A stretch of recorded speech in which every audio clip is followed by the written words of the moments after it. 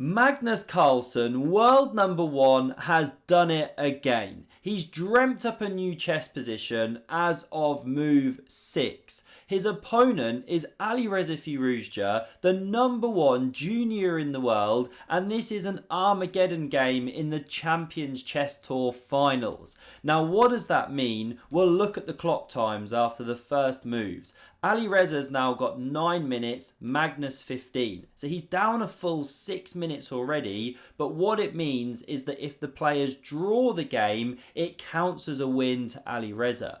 So Magnus, how is he going to go in this must-win game? He gets c6 from Alireza, the Slav defense, e3 on the board, knight f6, knight c3, common opening theory, all of this. I'm about to say theory, say your T's. Now, these are the main moves here. Captures on d5, top one, knight f3 second, queen b3 third.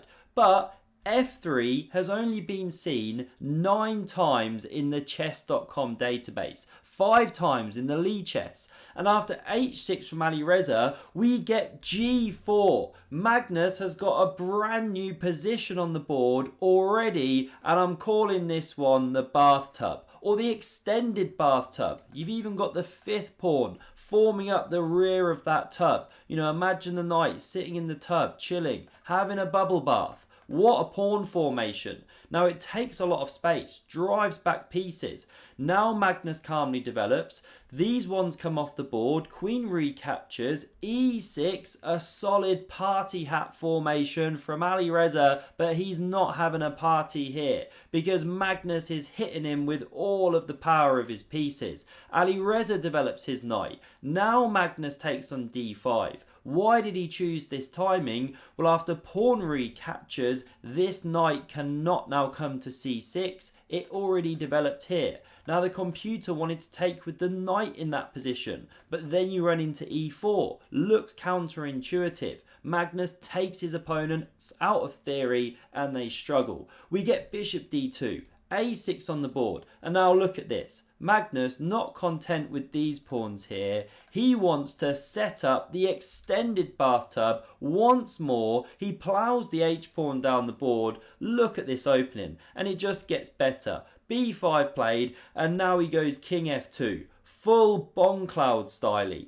Putting the king there, connecting the rooks, and he is better. White has got an advantage according to the computer. Just incredible chess.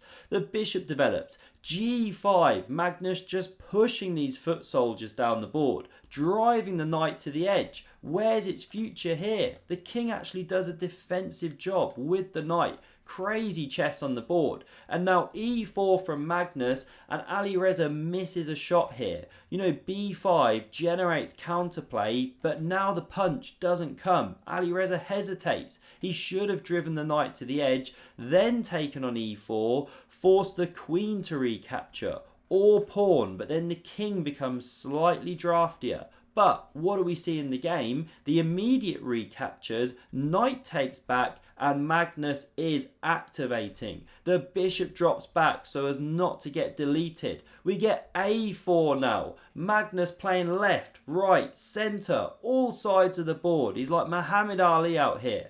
Now we get knight e5, a devilishly tricky move from Alireza. You know, the computer wanted to take, but then you lift the rook into the game, and that one's weak. Such tough decisions, low on time. Now, if the knight's captured, the queen drops. So it slides to the left, pure cha-cha slidey mode. We get knight c4 coming in from Alireza, and you can already just win this pawn. Sure, give the bishop, knight recaptures, but that is good for white. But Magnus plays an even more incisive move. Bishop b4, he's like a dentist, just going to work on Alireza's teeth. The teeth being the pieces. What do? Well, the computer wants to capture. Queen recaptures, then challenge that strong piece, go in for an endgame, but even here, white has huge pressure. You know, don't take the pawn, the rook invades. If takes here, your knight drops. b3's coming. This one's still way out on a limb. Can't get back in the game. Big advantage to white. So the bishop not captured on b4. Alireza goes f5, trying to randomize things, but the computer hates it, as you can see. If you take on pawn, then you bring this knight back into the game. Open the f-file for the rook. So Magnus does not do that. He's got many good moves, but he goes for this one. Very positionally sound idea. Remove the defender of the dark squares, then land a pony on c5 here. About to say b5. And now Alireza, what to do? It's very tough. The computer wants king f7, but castles is played, connecting those rooks. Magnus now takes here, pawn recaptures. He could immediately take with the queen, but he goes for a rook swap first. This rook recaptures, queen takes on b5, and now with the knight about to drop, Alireza retreats, picks up a tempo on the queen, it drops back, pressuring e6, rook e8 to cover, and rook g1 from Magnus. He brings that final piece of the army into the battle, threatening to take here on h6, sorry. So king h7 was played in response. Knight d3, I love those little backwards knight retreating moves, targeting weakened squares. You know, knight d6 was a nice one here. And now Alireza, you know what to do. He's struggling for form right now. He plays pawn g6, not quite the right pawn structure, creating more weaknesses, weakened squares, weak pawn, etc. But Magnus now mysteriously plays a non-Magnus move. He goes knight e to f4, letting this one out of the box and shedding a ton of advantage. He's so good at tying his opponents down. You know, what should he have done? Well, there were some queen moves. Just keep the pressure, build it, maybe push the pawn soon, knight e5 coming. But okay, Alireza can now take. But the big problem here, Alireza spent over a minute on that move. Just way too long, because he's now got 2 minutes left. There's no increment, so no time added per move. This is move 29. They don't get a second increment back per move until move 60. So Alireza's got 31 moves to make in 121 seconds. So we get takes on g5. Now, you want to go back with the rook, take with the rook here, but then you run into knight f7, and if the rook moves, then this pawn's dropping from the queen with check and big counterplay. So the pawn captures instead. You open this h-file here, knight f7 played anyway. Now we get queen e3, you could give a check there, but okay, the king slides, not such a big deal. And now Alireza bravely, but not such a bad move, picks up the pawn on g5, and he's fighting back now.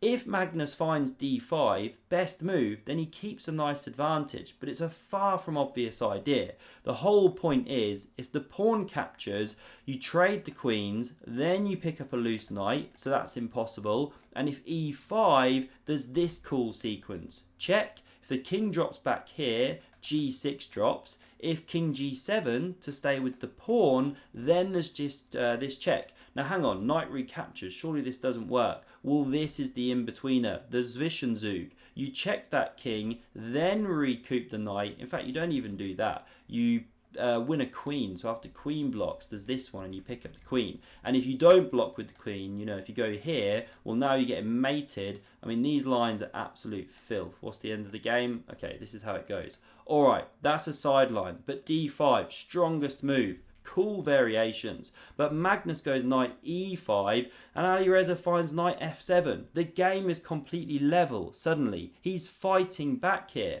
Now what's the point? Well, if you check and the king goes, there's no checkmate because the knight covers the square. What a defensive piece. And if you capture on g6, sorry, Magnus played this, but if you capture here, go for the queen trade and then be in this endgame, a pawn up, well, it's actually nothing. Black sits on the pawn, it's just a drawn position. So coming back here, Magnus goes queen b5, we get king g7, queen c6, probing away, g5 from Alireza, and he's now doing well. Knight d3, but look at this pawn structure, far stronger than white's. So we get rook d8 played, pressuring the d pawn. The queen drops back. Queen f6 intensifies the pressure. So Magnus goes knight c5, setting a trap, because if captures, there's queen recaptures, rook takes, and then you walk into this fork. The rook is dropping off the board. So don't touch the pawn. King g6 played to get out of those tricks. Now rook d1, Magnus just in time, and here Alireza should hold the status quo. You know, rook d6 or rook d5, top engine moves, but he goes e5. Magnus captures and something has been overlooked, because although this is a pin, looks like you shouldn't be able to do it, well, there's no time to capture or the queen drops. And if knight takes pawn, which you'd love to play, well, now the rook drops off the board. Queen recaptures, knight drops. The pieces are overloaded. So coming back here, the pawn not touched.